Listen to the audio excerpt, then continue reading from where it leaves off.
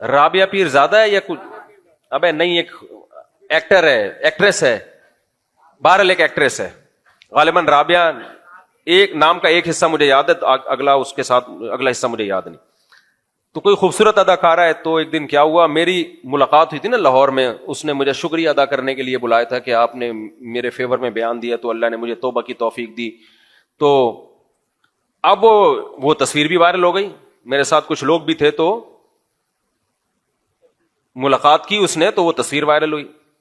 انہی دنوں میں ایک شخص آیا، کسی کا مذاق نہیں اڑا رہا میں، آپ کو کیا پتا کس کی بات ہو رہی ہے، اس لیے کوئی غیبت نہیں ہے. یہ غیبت جب ہوتی ہے جب پتا تو ہونا کس کی بات ہو رہی.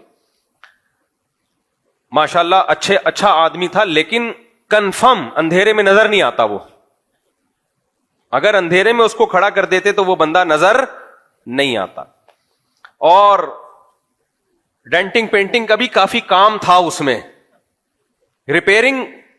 میرا تو مشورہ یہ تھے پورا ریپیئر ہوگا یہ، لیکن بہرحال اتنا تھا کہ ڈینٹنگ پینٹنگ سے بعض لوگوں کی رائے یہ تھی کہ نہیں سیٹ ہو. میرا خیال یہ تھا کہ اس کو کھول کے دوبارہ جوڑنا پڑے گا، یہ ریپیئرنگ سے ٹھیک ہونے والا نہیں.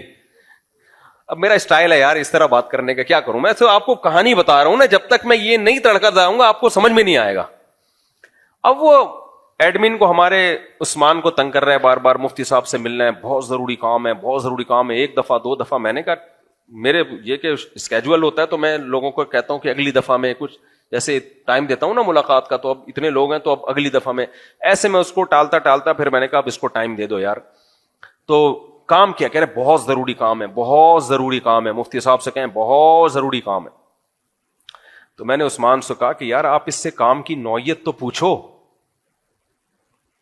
تو میں اس کو پھر ٹائم دیتا ہوں. تو عثمان نے نوعیت پوچھی، مجھے بتایا کہ وہ کہہ رہے کہ میں نے مفتی صاحب سے کہیں کہ میری اس سے شادی کرا دیں. وہ جو کیا نام تھا، رابعہ کر کے کچھ، رابعہ پیر زادہ ہے یا پتہ نہیں، لاہور میں ہوتی ہیں. تو یہ آپ سے ایک ریکویسٹ لے کے آیا ہوں، اور اتنے دنوں سے میں اسی سلسلے میں آپ سے ملاقات چاہ رہا تھا، میری بڑی خواہش ہے.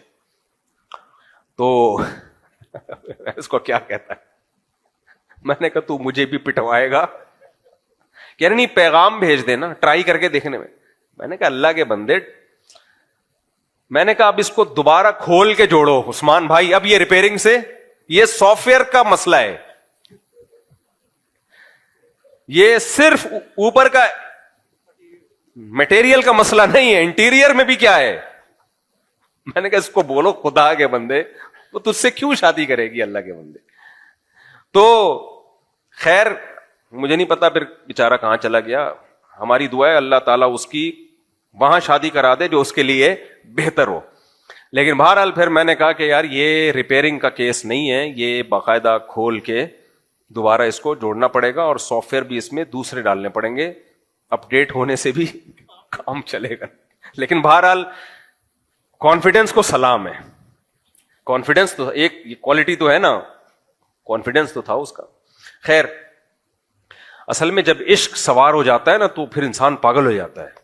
اس کو عشق ہو گیا تھا، اصل بات یہ ہے. اور یہ عشق معاشقوں میں یہ نارمل ہے.